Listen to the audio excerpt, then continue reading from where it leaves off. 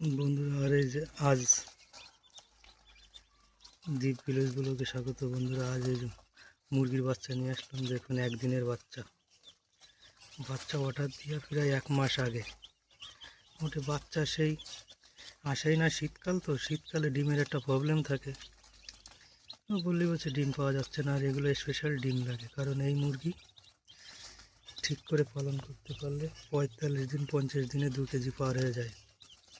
এগুলো হচ্ছে গিয়ে কয়লার, ওই হাফ দেশি হাফ বিদেশি। এগুলো কেউ বলে কয়লার, কেউ বলে ক্রস, কেউ বলে লাল মুরগি।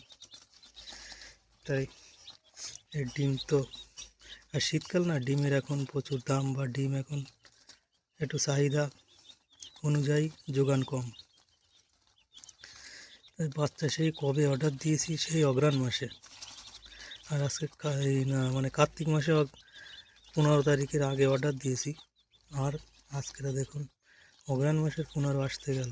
তারপরে এই বাচ্চা পেলাম আজকে। কালকে রাত্রি এসছে, তা কালকে রাত্রি আর যায়নি, এই আজকে নিয়ে আসলাম। তা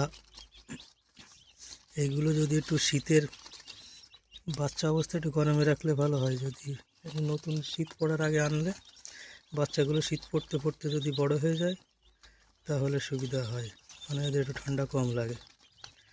তবু অর্ডার দেওয়া ছিল, আসেনি, আর কি করা যাবে। বাচ্চা যখন এসেই গেছে, তখন এদের গিয়ে তখন কোথার থেকে এনেছি, কোন দোকানে, কতদিনে কত বড়, কি খাবার, কি বাচ্চা, সে তো একটা ভিডিও করে নিয়ে এসেছি ওখান দিয়ে।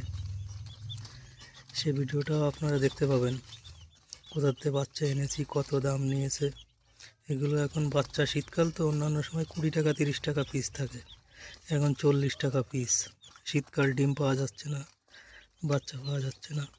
আমি 50টা করে আনি, তা 50টা আনিনি, 30 পিস এনেছি। কারণ শীত তো, ওই জন্য আর রিস্ক নিলাম না। যদি প্রথম শীতেই বাচ্চাটা পেয়ে যেতাম যখন অর্ডার করেছিলাম কার্তিক মাসে, তাহলে আমি 50টাই আনতাম, এক পেটি। পেটি ভেঙে নিয়ে এসেছি। বাচ্চাগুলো দেখুন কীরকম, একদম গোলগাপ্পা। এগুলো অন্য কোয়ালিটির বাচ্চা, এগুলো খুব তাড়াতাড়ি বড় হয়। 45 দিন 2 মাসে, 45 দিন 50 দিনের মধ্যে 2 কেজি পার হয়ে যায়। ভালো উন্নত মানের ম্যাশ খেতে দিলে, ঠিকমতো ট্রিটমেন্ট করলে, ভ্যাকসিন করলে, ওষুধপত্র ভিটামিন দিলে, সব পাটে পাটে দেখাবো। এদের 7 দিনে লিভারের ওষুধ দিতে হয়, 15 দিনে ক্যালসিয়াম দিতে হয়। শীতকাল তো, তাহলে পাটা মজবুত হয়, বসে পড়ে না। আর 1 মাস 35 দিনের মাথায় কি 1.5 মাসের মাথায় ভিটামিনটা দিয়ে দিলে ভালো হয়, এদের স্পিরিট গ্রোথ ভালো হয়। আর ওই 50 দিন মতো হয়ে গেলে, কি 50 দিন মতো হয়ে গেলে, আর 4-5 দিন পরে লিভারের ওষুধ দিয়ে দিতে হয়। তখন খাওয়া বাড়ে বিক্রির আগে আগে। আর খাওয়া বাড়লে এদের পাকস্থলী বড় হয়, খাওয়া পড়ে। এরা হচ্ছে খাওয়ার দাস, যত খাবে তত বাড়বে। তখন এই মুরগি তাড়াতাড়ি খুব বড় হয়ে যায়। লিভারের ওষুধটা দিলে পরিপাকটা ভালো হয়। মানুষের মতো এরা, মানুষের যেরকম লিভার সুস্থ থাকলে সব সুস্থ, এদেরও লিভার সুস্থ থাকলে, খাওয়া দাওয়া সব ঠিক থাকলে খুব তাড়াতাড়ি বেড়ে যায়। তাই প্রথমে তো এদের সুজি দিয়ে দিতে হয়। এর পেটে একদিনের বাচ্চা তো কুসুম থাকে, সুজি দিলে কুসুমটা বেরিয়ে যায়, তাহলে আর এগুলো কাটার ভয় কম থাকে।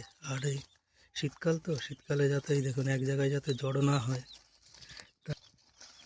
ওই মধুগুলা উষ্ণ গরম জলে, যারা শীতকালে মুরগি পোষবেন এটা জেনে নিন।